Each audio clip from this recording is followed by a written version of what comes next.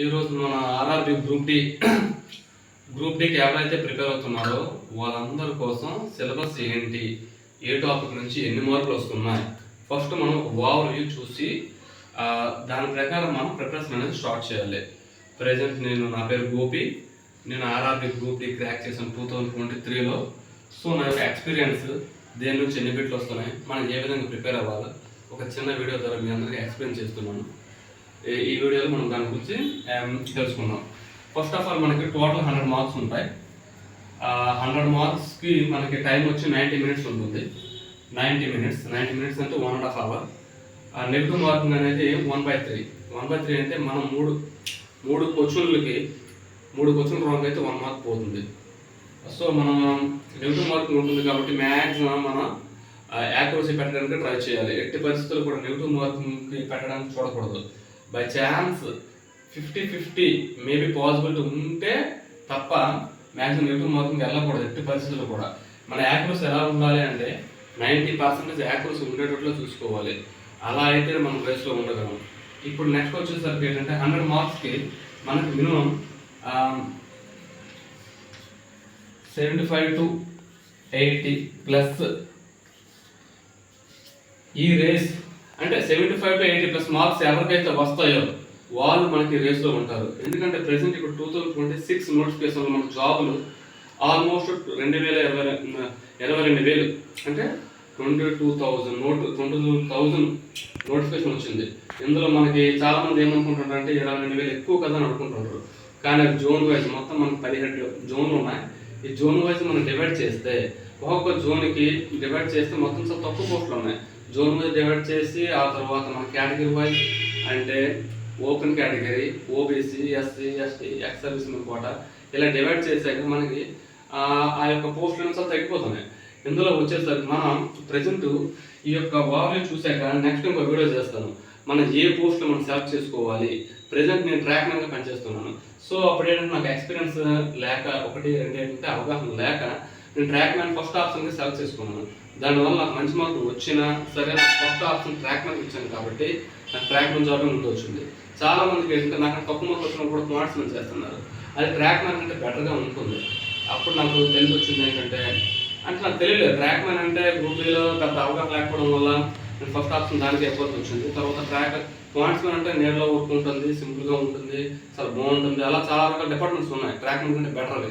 So అవన్నీ కూడా నేను నెక్స్ట్ వీడియో ఎక్స్ప్లెయిన్ చేస్తుంటాను. ఏ జాబ్ మనకు రావాలన్నా మినిమం 75 to 80 రావాలి ఇప్పుడున్నటువంటి కాంపిటీషన్లో. అదేవిధంగా ఇప్పుడున్నటువంటి ఆ పోస్ట్ చాలా తక్కువ కాబట్టి మనకు మార్కులు అనేవి మినిమం 75 కంటే తక్కువ రాకూడదు. 75 దాటే రావాలి.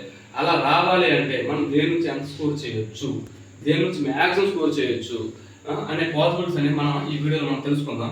ఫస్ట్ వచ్చేసరికి మనకి maths, arithmetic and pure maths మొత్తం 25 మార్క్స్ ఇస్తున్నారు. ఇప్పుడు ఎలా ఉందంటే పేపరు మనకి ఏ సెక్షన్కి ఆ సెక్షన్ ఇస్తుంది. మేము రాసేటప్పుడు క్వశ్చన్స్ అన్నీ కూడా మిక్సింగ్ ఇచ్చాడు అనమాట. అంటే జిఎస్, అర్థమెటిక్, రీజనింగ్ అన్నీ ఒకదాని తర్వాత ఒకటి మిక్స్ అయిపోయి వచ్చాయి. ఇప్పుడు అలా ఏం లేదు. మీకు ఫస్ట్ వచ్చేసరికి జనరల్ సైన్స్ 25 మార్కులు ఉన్నాయి. 25 మార్కులు జనరల్ సైన్స్ అయ్యాక ఇంకో సెక్షన్ ఉంటుంది. ఆ సెక్షన్ మ్యాథ్స్ 25 మార్కులు. మ్యాథ్స్ 25 మార్కులు అయిన తర్వాత రీజనింగ్ ఉంటుంది. రీజనింగ్ వచ్చేసరికి 30 మార్క్స్. రీజనింగ్ కంప్లీట్ అయ్యాక నీ current affair plus general awareness 20 marks. కాబట్టి ఏ సెక్షన్కి ఆ సెక్షన్ ఉంటుంది కాబట్టి మనకు ప్రాబ్లం లేదు. ఎందుకంటే మిక్స్డ్ లేవు కాబట్టి కన్ఫ్యూజ్ అవ్వాల్సిన అవసరం లేదు. అప్పుడు మనం ఎలా ప్రిపేర్ అవ్వాలంటే మనకి చాలా మంది మ్యాథ్స్ వీక్ అయిన వాళ్ళు ఉంటారు, కొంచెం స్ట్రాంగ్ అయిన కూడా ఉంటారు. ఇప్పుడు మ్యాథ్స్లో మనం arithmetic, pure maths group D level అంటే అందరూ తెలుసు 10th మీద ఎగ్జామ్ కాబట్టి క్వశ్చన్స్ అనేవి కూడా డెప్త్ ఏమి ఉంటాయి, బేసిక్ లెవెల్ క్వశ్చన్సే ఉంటాయి. బేసిక్ లెవెల్లో కొంచెం 1-2 క్వశ్చన్లు అంటే 25 మార్క్స్ మనకి అర్థమెటిక్ అండ్ ప్యూర్ మ్యాథ్స్ నుంచి వస్తే అందులో ఒక 20 క్వశ్చన్స్ కూడా మనకి ఎలా ఉంటాయంటే ఆల్మోస్ట్ బేసిక్ మోడల్సే ఉంటాయి. ఇంకో +5 క్వశ్చన్స్ ఉన్నాయి కదా, ఇవి మోడరేట్ టు హార్డ్ ఉంటాయి. ఈ మోడరేట్ టు హార్డ్ ఆల్మోస్ట్ మీరు కొంచెం ఈ బేసిక్ క్వశ్చన్స్ అనేవి ఇక్కడ 90% పీపుల్స్ అనే వాళ్ళు అటెంప్ట్ చేయగలరు. కొంచెం మ్యాథ్స్ మీద అవగాహన పెట్టి మ్యాథ్స్ అంటే భయం లేకుండా మీరు ప్రిపేర్ అవ్వాలి. మ్యాథ్స్ అంటే చాలా ఈజీగానే ఉంటుంది. మన గ్రూప్ డి ఎగ్జామ్లో మ్యాథ్స్ ఆల్మోస్ట్ బేసిక్స్ ఇస్తారు. కలపంటే ఎడిషన్స్, సబ్ట్రాక్షన్స్ ఎంత ఈజీగా ఉన్నాయో అంత ఈజీ మోడల్స్ 20 క్వశ్చన్లు ఉంటాయి. ఈ 5 క్వశ్చన్ కొంచెం కాంప్లికేట్గా ఉంటాయి. ఈ 5 క్వశ్చన్ కాంప్లికేట్ అంటే అది ఎవరికి కొంచెం భయపడినోడు కాంప్లికేట్గా ఉంటాయి. కాకపోతే మరి కొంచెం హార్డ్ వర్క్ చేసి సబ్జెక్ట్ మీద కొద్దిగా కాన్సెప్ట్ ఎవరైతే నేర్చుకుంటాడో వాడు ఈ 5 క్వశ్చన్లు కూడా పెట్టగలదు. సో ఆల్మోస్ట్ మనం 25కి 22 to 25 పెట్టచ్చు. సో ఇక్కడ మనం ఆల్మోస్ట్ 22 to 25 పెట్టచ్చు. నెక్స్ట్ మనం చూసుకున్నట్లయితే మ్యాథ్స్ అనేది చాలా ఈజీ. ఇక్కడ ప్యూర్ మ్యాథ్స్ చూడండి.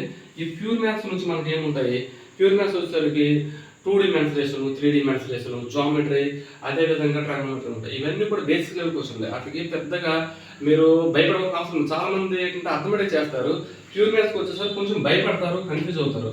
ప్యూర్ మ్యాథ్స్లో భయపడడానికి కన్ఫ్యూజ్ అవడానికి ఏముండదు, కొన్ని ఫార్ములాస్ ఉంటాయి, అవి పట్టేసి కాన్సెప్ట్ నేర్చుకుంటే బట్టి పట్టడం అవసరం లేదు, ఆటోమేటిక్ గుర్తుంటాయి. ఇక్కడ మ్యాథ్స్ కల్లా మనం స్ట్రాంగ్ అవ్వాలంటే ఒకటే, బేసిక్ లెవెల్ క్వశ్చన్ ప్రాక్టీస్ అవ్వడం, మరి కొంచెం డెప్త్ పెంచి ప్రాక్టీస్ నెంబర్ ఆఫ్ టైమ్స్. కొన్ని మోడల్స్ ఉంటాయి, ఆ మోడల్స్ రిపీట్ అవుతూ ఉంటాయి. ఆ మోడల్ దాడి ఎట్టి పరిస్థితులు వేయాలో. కాబట్టి ఆ మోడల్స్ మనం నెంబర్ ఆఫ్ టైమ్స్ ఎప్పుడైతే ప్రాక్టీస్ చేస్తామో మనకి ఆ కాన్సెప్ట్ మీద పట్టు వస్తుంది, ఈజీ వస్తుంది. ట్రిక్స్ ఆటోమేటిక్ తెలుస్తాయి. ట్రిక్స్ అంటే మనకి ఎలా తెలుస్తాయి అంటే బట్టి పట్టవలసిన అవసరం లేదు. నువ్వు క్వశ్చన్ చేసేటప్పుడు ఆ క్వశ్చన్ అనేది దాన్ని బట్టి నువ్వు ప్రాక్టీస్ ఎప్పుడైతే నెంబర్ టైం చేస్తావో నీకు ఆటోమేటిక్ ట్రిక్స్ తెలుస్తాయి. ట్రిక్స్ అంటే ఏముంటుంది, ఎలిమినేషన్ ప్రాసెస్, 4 ఆప్షన్స్ ఉంటాయి. ఇప్పుడు నువ్వు క్వశ్చన్ చేసావు, యూనిట్ డిజిట్ వచ్చేసరికి నీకు పెద్దది మల్టిప్లికేషన్, నీకు యూనిట్ డిజిట్ 5 వచ్చింది.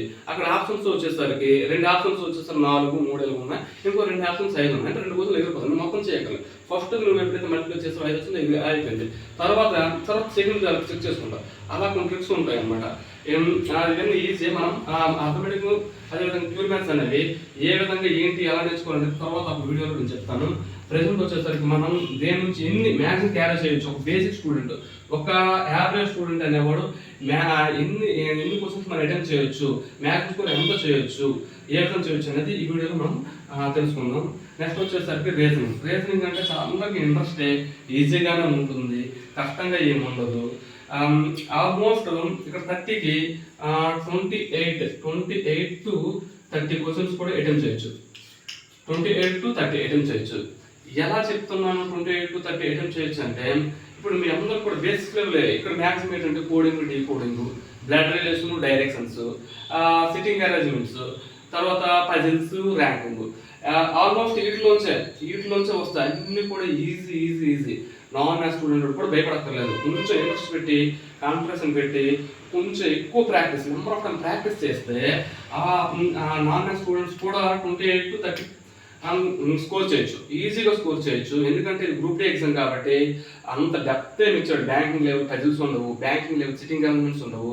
ఎందుకంటే ఒక సిట్టింగ్ అరేంజ్మెంట్ ఇచ్చి 1 మార్క్ వేస్తారు కాబట్టి అది చాలా ఈజీగా ఉంటుంది. మీరు ఎట్టి పరిస్థితుల్లో భయపడాల్సిన అవసరం లేదు. రేపు ప్రతి ఒక్కరు చేయగలరు, ప్రతి ఒక్కరు కూడా.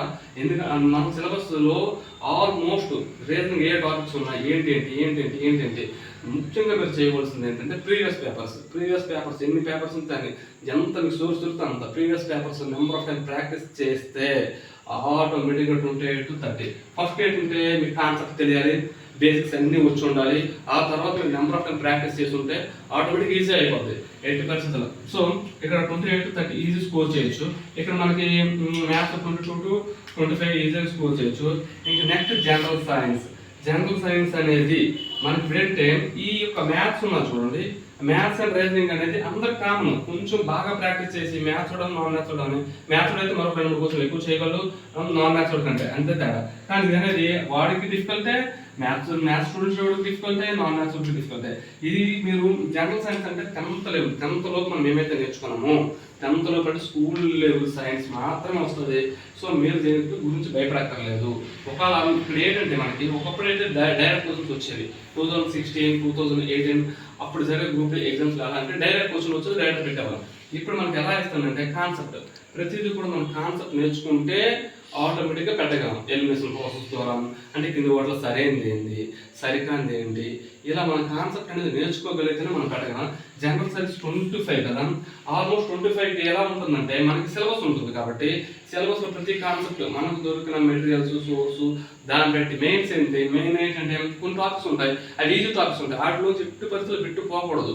ఆ టాపిక్లో వచ్చేసరికి ఆటోమేటిక్గా ఇప్పుడు యూనిట్స్ అండ్ మెజర్మెంట్స్ ఉంది, వాటి ఒక బిట్ వస్తుంది. సో యూనిట్స్ అండ్ మెజర్మెంట్స్ నుంచి మీకు కాన్సెప్ట్ ఈజీగా అర్థమవుతుంది. అవే ఉంటాయి, తక్కువ ఉంటుంది మనం చదవడానికి కూడా. దాని నుంచి 1 లేదా 2 బిట్లు వస్తాయి, units and measurements and instrument. ఇవన్నీ కూడా చాలా ఈజీ అంటే చాలా ఈజీ. అలా కొన్ని కాన్సెప్ట్స్ ఉంటాయి కాబట్టి మనం ఈజీగా నేర్చుకొని గుర్తుపెట్టుకుంటే మనం అలా స్కోర్ చేయొచ్చు. ఇప్పుడు మనకు ఇందులోకి వచ్చేసరికి జనరల్ సైన్స్లో ఫిజిక్స్, తర్వాత కెమిస్ట్రీ, తర్వాత వచ్చేసరికి బయాలజీ ఉంటుంది. మొత్తం 3 కాన్సెప్ట్లు కలిపి మనకు వచ్చేసరికి జనరల్ సైన్స్ వచ్చి 25 క్వశ్చన్స్ వస్తున్నాయి. ఈ 25 క్వశ్చన్స్ వచ్చేసరికి ఫిజిక్స్ కెమిస్ట్రీ అనేది, ఫిజిక్స్ వచ్చేసరికి లైట్, టెంపరేచరు, ఇలా మనకి వచ్చేసరికి సౌండ్, యూనిట్స్ అండ్ మెజర్మెంట్స్, ఇలా మెయిన్ రోల్ అంటే ఈ 4 యూనిట్స్ అనేవి మెయిన్ రోల్ చేస్తాయి. ఎక్కువ మార్క్స్ దీని నుంచి వస్తాయి. ఇప్పుడు కెమిస్ట్రీకి వచ్చేసరికి కెమిస్ట్రీ చాలా మంది కొంచెం కన్ఫ్యూజ్ అవుతారు, భయపడుతుంటారు. భయపడవలసిన అవసరం లేదు, కన్ఫ్యూజ్ అవ్వాల్సిన అవసరం లేదు. కొంచెం మనసు పెట్టి చదివితే ఆటోమేటిక్గా కెమిస్ట్రీ అనేది అర్థమవుతుంది. మనకి కెమిస్ట్రీలో వచ్చేసరికి ఏముంటుందంటే ఎక్కువగా మనం ఏంటంటే ఈ యొక్క ఏ విధంగా మనకి యాటమ్స్ ఏర్పడ్డాయి, first of all scientist names అనేది తెలుసుకోవాలి మెయిన్. నెక్స్ట్ వచ్చేసరికి రసాయన బంధాలు ఏ విధంగా ఉన్నాయి, యాసిడ్స్ అండ్ బేస్, ఇది ఒక కాన్సెప్ట్. అంటే ఇప్పుడు నేను నెక్స్ట్ ఒక్కొక్క సిలబస్ ఎక్స్ప్లెయిన్ చేస్తాను, అందులో నేను ప్రతి టాపిక్ అనేది చెప్తాను. అప్పుడు మీకు ఈజీ అయిపోద్ది, చాలా అంటే చాలా ఈజీ అవుద్ది. కాకపోతే మనం కొద్దిగా హార్డ్ వర్క్ చేసి చదవాలి అంతే. ఇంకా బయాలజీ అంటావా, బయాలజీ వచ్చేసరికి కొన్ని కాన్సెప్ట్స్ ఉంటాయి మనకి. ఎలాగంటే బ్లడ్ గ్రూప్స్, విటమిన్స్, మనకి యొక్క ఇంకా సెన్స్ ఆర్గాన్స్, నెక్స్ట్ హార్మోన్స్, ఇలా కొన్ని కాన్సెప్ట్స్ ఉంటాయి. అవి మనం చదువుకుంటే మ్యాక్సిమం స్కోర్ చేయొచ్చు. ద బెస్ట్ ఇవ్వడం ట్రై చేద్దాం. ఎందుకంటే ఇక్కడ మనం కాన్సెప్ట్ నేర్చుకుంటేనే బిట్టి పెట్టగలం, బట్టి పెడితే బిట్టి ఎట్టి పరిస్థితులు పెట్టలేము. సో మనం 25కి ఆల్మోస్ట్ ఒక 15+ పెట్టేటట్లు మనం ప్రిపేర్ అవ్వాలి. మినిమం 15+. మనకు ఉండే మెటీరియల్స్ ఆల్మోస్ట్ మనకు మార్కెట్లో దొరుకుతాయి, బుక్ షాప్లో దొరుకుతాయి. నేను ప్రిపేర్ అయ్యే బుక్స్ ఏంటో నెక్స్ట్ నేను చెప్తాను. సో అవి మ్యాక్సిమం ప్రిపేర్ అయితే మనం 15+ అయితే స్కోర్ ఈజీగా చేయొచ్చు మనకి జనరల్ సైన్స్ నుంచి. ఇంకా current affair and general awareness నుంచి 20 మార్క్స్ ఉన్నాయి. ఈ 20 మార్క్స్ అనేది ఏంటంటే కరెంట్ అఫైర్ అంటే ఏం లేదు, మనకి recent last 6 months current affair సరిపోతుంది. 80% marks last 6 months current affair మనకు వస్తుంది. ఇప్పుడు ఇది జనవరి నుంచి స్టార్ట్ అవుతుంది. నీకు జూన్లో ఎగ్జామ్ అనుకుంటే, జూలైలో ఎగ్జామ్ అనుకుంటే, జూలై ఈ జనవరి నుంచి జూన్ వరకు కరెంట్ అఫైర్ అనేది మ్యాక్సిమం సరిపోతుంది. కరెంట్ అఫైర్లో మనకు కొన్ని టాపిక్స్ ఉంటాయి, ఇంపార్టెంట్ టాపిక్స్. ప్రీవియస్ పేపర్ మనం చూసి ఏ టాపిక్స్ నుంచి బిట్లు వచ్చాయో ఫస్ట్ అనేది ఏంటంటే ప్రీవియస్ పేపర్స్ నువ్వు అనాలిసిస్ చేయాలి. ఎప్పుడైతే నువ్వు అనాలిసిస్ చేస్తావో అప్పుడే నువ్వు అనమాట రేస్లో ఉంటావు. ఎంత చదివేమనేది కాదు, నువ్వు ప్రీవియస్ పేపర్స్ ప్రాక్టీస్ అవ్వాలి. టెక్స్ట్ బుక్లో కొన్ని ఎగ్జామ్స్ ఉంటాయి, ప్రాక్టీస్ అవ్వాలి. నువ్వు ఎంత చదివినా సరే ప్రాక్టీస్ అనేది చాలా ఇంపార్టెంట్. ఆ ప్రాక్టీస్ చేస్తుంటేనే నీ బ్రెయిన్ షార్ప్గా పనిచేస్తుంది, నీకు ఎంత గుర్తు వస్తుంది, ఏ మోడల్ నుంచి లెక్క వచ్చింది ఏంటి అనేది. ఇదంతా కూడా మనం ఈ నెంబర్ ఆఫ్ టైమ్స్ ఎగ్జామ్స్ రాసిన అవుతుంది. ఇప్పుడు కరెంట్ అఫైర్స్, జనరల్ అవేర్నెస్ ఉంది. కరెంట్ అఫైర్స్ అంటే ఏంటి, స్పోర్ట్స్ నుంచి పక్కా పెట్టుకుంటుంది. స్పోర్ట్స్ ఏంటంటే ఈ 6 months ఏంటంటి జరిగే వరల్డ్ కప్స్, క్రికెట్ అవని, IPL అవని, ఫుట్బాల్ అవని, ఇంకా టెన్నిస్, వీటిలోంచి ఇవి కాకుండా కొన్ని ఇంకేమైనా ఏషియన్ గేమ్స్ ఉంటే, నెక్స్ట్ ఇంకేమైనా పారా అథ్లెటిక్స్ ఉన్నా, ఏమైనా ఉంటే యాడ్ చేసుకుంటే మన స్పోర్ట్స్ నుంచి 1-2 బిట్లు పక్కా. అవార్డ్స్ మెయిన్ ఏంటి, నోబెల్ ప్రైజ్, తర్వాత ఆస్కర్ అవార్డ్స్, తర్వాత వచ్చేసరికి నేషనల్ అవార్డ్స్, తర్వాత భారత రత్న, పద్మవిభూషణ్, పద్మశ్రీ, ఇలా కొన్ని అవార్డ్స్ ఉంటాయి ఇంపార్టెంట్. ఇవి కాకుండా కొన్ని నాన్ ఇంపార్టెంట్ ఉంటాయి, అవి కూడా యాడ్ చేసుకుంటూ చదువుకుంటే అక్కడ నుంచి అవార్డ్స్ నుంచి కూడా మనం పెట్టి ఎట్టి పరిస్థితులు పోదు.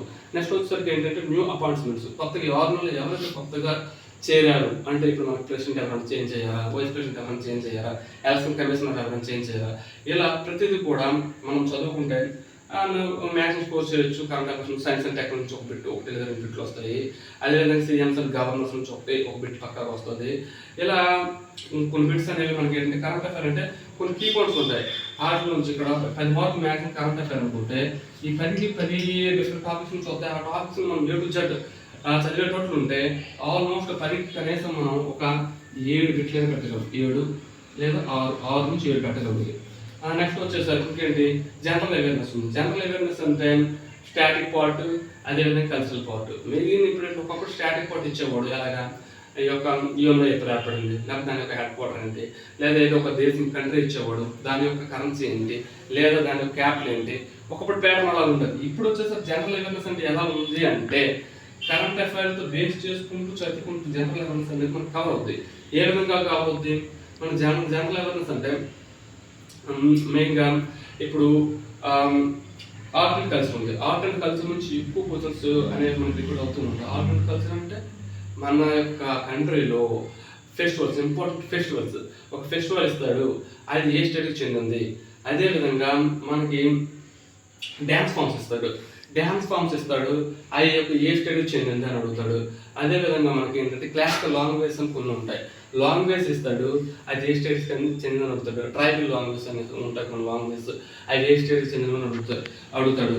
సో ఇలా మనం ఆర్ట్ అండ్ కల్చర్ తర్వాత వచ్చేసరికి పర్సన్స్ ఉంటారు అన్నమాట. పర్సన్స్ అంటే ఏంటి, మనకి కొన్ని ఎక్విప్మెంట్స్ ఉంటాయి. ఇప్పుడు తబలా, తర్వాత ఫ్లూట్, సితార, ఇలా కొన్ని ఏంటంటే వాళ్ళు అందులో ప్రసిద్ధి చెందిన వాళ్ళు ఉంటారు, వాళ్ళ గురించి అడుగుతాడు.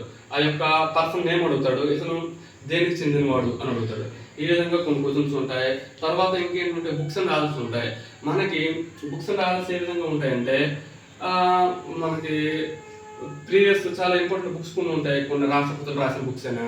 ఇప్పుడు ఏపీజే అబ్దుల్ కలాం ఉన్నాడు, నెక్స్ట్ వచ్చేసరికి జవహర్లాల్ నెహ్రూ, ఇలా కొన్ని ప్రైమ్ మినిస్టర్ బుక్స్, అదేవిధంగా ప్రెసిడెంట్ బుక్స్, ఇలా చాలా బుక్స్ ఉంటాయి మనకి బుక్స్లో.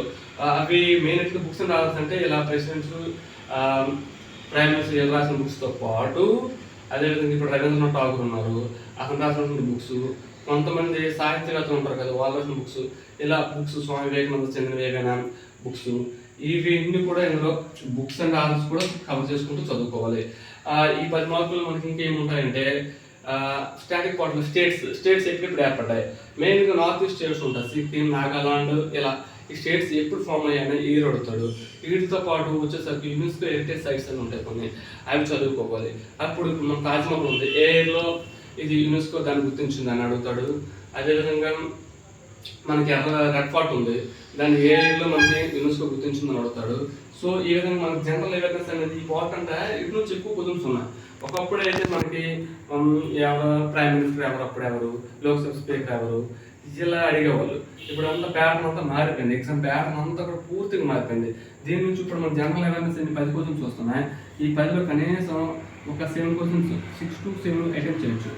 మొత్తం ఏంటి ఇప్పుడు వచ్చేసరికి మొత్తం ఇదంతా 12 to 14, ఇది వచ్చేసరికి 12 to 14 ఈజీగా అటెంప్ట్ చేయొచ్చు. సో మనం ఈ విధంగా ప్రిపేర్ అయినట్లుంటే మనకి ఎన్ని మార్క్స్ వస్తాయి అనేది మనం ఒకసారి క్యాల్కులేట్ చేసుకుని ఉంటే లీస్ట్ పాసిబిలిటీ మ్యాథ్స్ నుంచి 22 క్వశ్చన్స్, మ్యాక్సిమం పాసిబిలిటీ వచ్చేసరికి ఒక 24 వేసుకుందాం. తర్వాత రీజనింగ్ వచ్చేసరికి మనకి లీస్ట్ పాసిబిలిటీ 27, మ్యాక్సిమం వచ్చేసరికి 29. ఇప్పుడు వచ్చేసరికి జనరల్ అవేర్నెస్లో వచ్చేసరికి జనరల్ సైన్స్లో లీస్ట్ పాసిబిలిటీ ఒక 14 వేసుకుందాం, హైయెస్ట్ పాసిబిలిటీ ఒక 16 వేసుకుందాం. తర్వాత current affairs and general awareness రెండింటి నుంచి 12, ఒక 14 ఈజీగా మనం స్కోర్ చేయడానికి ఎక్కువ స్కోప్ ఉంటుంది. మనకు లీస్ట్గా ఎన్ని వస్తాయంటే 4, 2.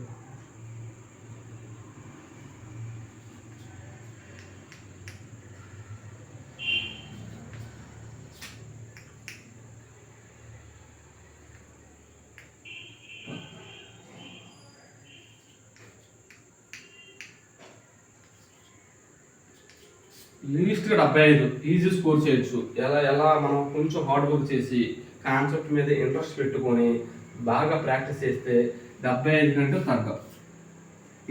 ఇంకా బాగా హార్డ్ వర్క్ చేసి బాగా నెంబర్ ఆఫ్ టైమ్స్ మనం ప్రీవియస్ పేపర్లు అన్నీ అనాలిసిస్ చేసుకుంటూ టెస్ట్లు అన్నీ రాసుకుంటా, టెక్స్ట్ బుక్లో అవన్నీ ఇంకా ఏదైతే మీ సోర్స్ అయితే మీకు అవైలబిలిటీ ఉందో ఆ టెస్ట్లన్నీ రాసుకుని పర్ఫెక్ట్గా ఉంటే మనకి 83 ఈజీగా వస్తాయి. 75 కన్నా అయితే మినిమం తగ్గదు, 83 దాటే వస్తాయి బాగా కష్టపడే స్టూడెంట్స్కి. సో మనకి నేను చెప్పిన టార్గెట్ ఏంటి 75 to 80.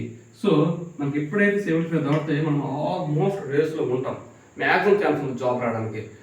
మనం ప్రయారిటీ ఇస్తాం కదా, మనకు నచ్చిన జాబ్ అనే ఒక మార్క్స్ వస్తే వస్తుంది, లేదా దాని తర్వాత ఇచ్చే ఆప్షన్ తర్వాత ఇచ్చే మనం యొక్క ఏదైతే సెలెక్ట్ చేసుకుంటామో ఆ డిపార్ట్మెంట్ అయినా సరే మనకు వస్తుంది. కాబట్టి ఎవ్వరు కూడా హోప్ అయితే పోగొట్టుకోకండి, జాబులు తక్కువ ఉన్నాయి కాబట్టి మీ అందరూ బాగా ప్రిపేర్ అవ్వండి. అందరూ కూడా ఆల్ ద బెస్ట్. ఈజీగా 75 స్కోర్ అయితే చేయగలరు. నేను ఎప్పుడు మీకు సపోర్ట్ చేస్తూ ఉంటాను. నెక్స్ట్ ఇంకో వీడియోలో కలుస్తాను. Bye bye.